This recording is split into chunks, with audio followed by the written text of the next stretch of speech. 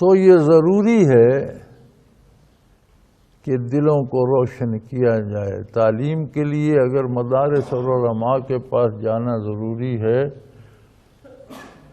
تو حصول کیفیات کے لیے کسی شیخ کامل کی خدمت میں جانا بھی اتنا ہی ضروری ہے۔ قرآن کریم حدیث فقہ استاد سے پڑھی جاتی ہے تو کیفیات قلبی اور بھی نازک معاملہ ہے، یہ بھی کسی شیخ کامل سے سیکھی جائیں گی۔ لیکن یہاں تو معاملہ ہی الٹ گیا ہے۔ اب تو اول تو لوگ کرتے ہی نہیں ہیں،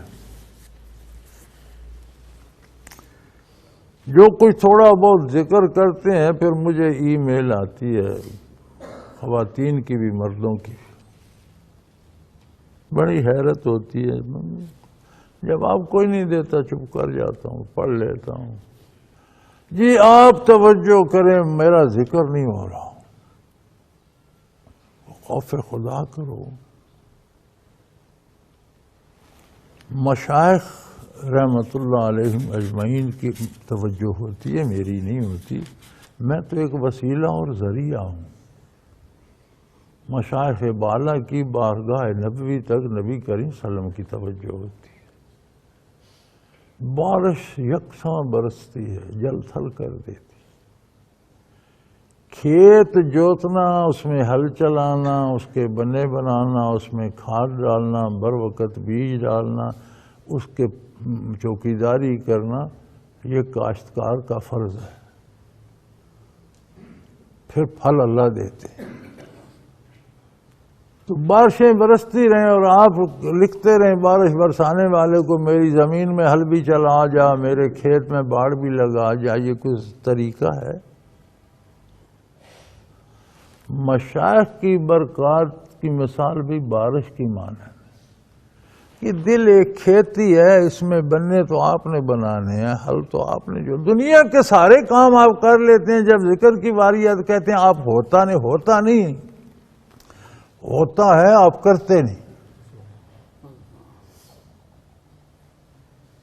یہ انسانی مزاج ہے۔ ہمارا ایک بزرگ تھا، بابا، دور سے رشتہ دار تھا، بہت بوڑھا آدمی تھا، تو غریب حقہ پیتا تھا، اور اسے عادت تھی کہ 24 گھنٹے حقہ، رات کو سوتا بھی حقہ پی کر سوتا، اور نیا اس میں آگ شاگ رکھ کے چارپائی کے قریب آدھا گھنٹہ آنکھ لگی، پھر اونگ آئی، پھر اٹھ بیٹھا، پھر حقہ بڑکایا، پھر لیٹ گیا، پھر جاگ آ گئی، پھر اٹھ کر حقہ پی لیا، اور چائے کا دیگچہ بنا رکھتا تھا، اور اس کے نیچے تھوڑا سا بھوسا ڈالا، گرم کی پیالہ چائے کا پیا، حقہ پیا، بابا جی پھر سو گئے، پھر اٹھ گئے آدھے گھنٹے میں، پھر چائے پی، پھر حقہ پی۔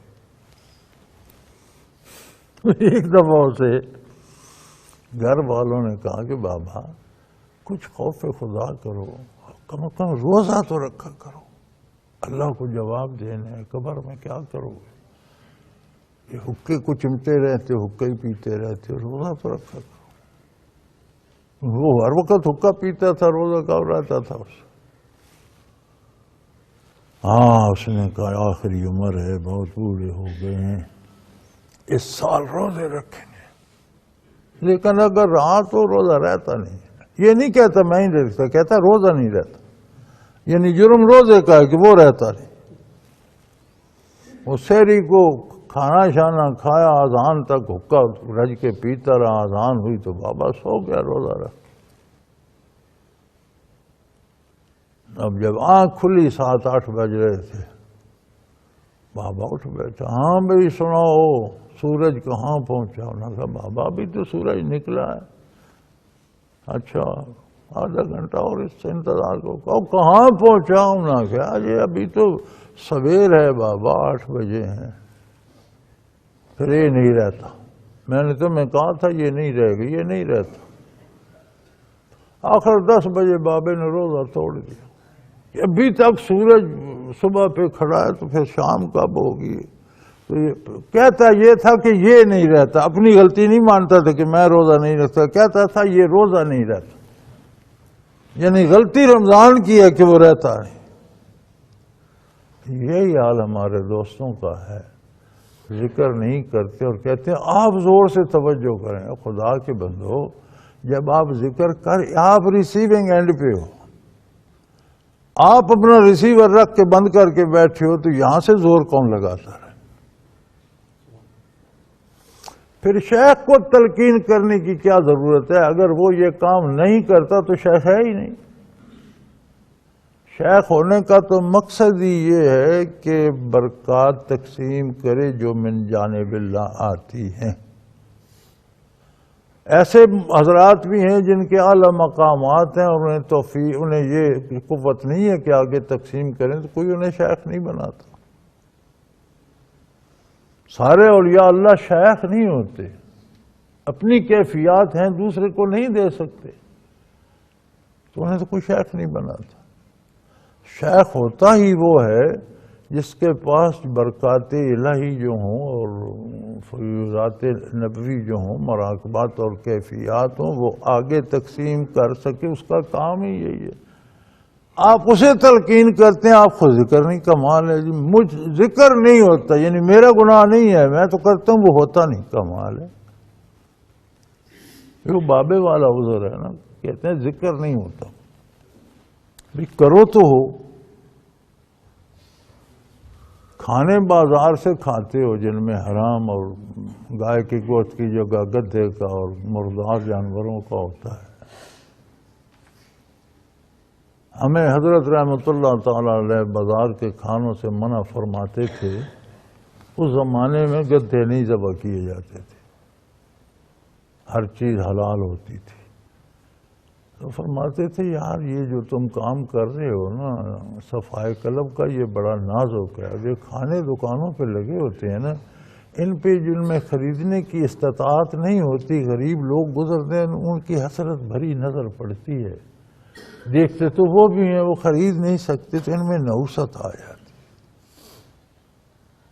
تو کھانا گھر سے کھایا کرو، ہوٹلوں سے نہ کھاؤ۔ آج گھروں میں کوئی پکاتا ہی نہیں، کھاتی دنیا ہوٹلوں سے، کوئی پتہ نہیں حلال ہے حرام ہے۔ برگر کھانے کے شوقین ہیں، یہ نہیں پوچھتے کہ اس میں ہے کیا۔ وہ اگلے دن میں دیکھ رہا تھا، وہ مشین لگی ہوئی ہے، وہ مشہور برگر میں جس کا نام یاد نہیں، جس میں وہ بن کے آتا ہے، تو اتنے چوزے تھے زندہ، وہ اس میں مشین میں ڈالے جا رہے ہیں، وہ اسے پروں، اس کی بیٹ شیٹ انتوجڑی سمیت قیمہ بنا کے آگے نکال رہی ہے۔ وہ بالکل اس کو ایسے پیس دیتی ہے جیسے ہر چیز خاک ہو گئی، وہ اس برگر میں ڈالا ہوا ہوتا ہے۔ کہتے ہیں بڑا مزیدار ہوتا ہے، حرام جو ہے تو مزہ تو ہوگا اس میں۔ ہاں کوئی مزہ ہے ہی حرام میں تو لوگ اس کی طرف لپکتے ہیں۔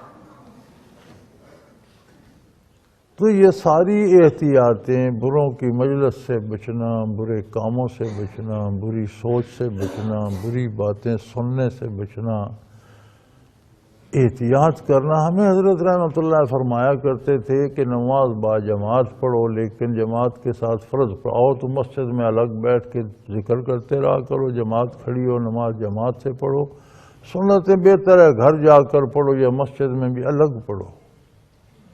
کہ یہ جو لوگ نماز کے لیے بھی آ جاتے ہیں، ان پر بھی نحوست ہوتی ہے، اور ان کے پاس بیٹھنے سے نحوست پڑتی ہے، کیفیات کم ہو جاتی ہے، کیونکہ وہ کیفیات باطنی کسی تو آگا ذکر تو نہیں کرتے۔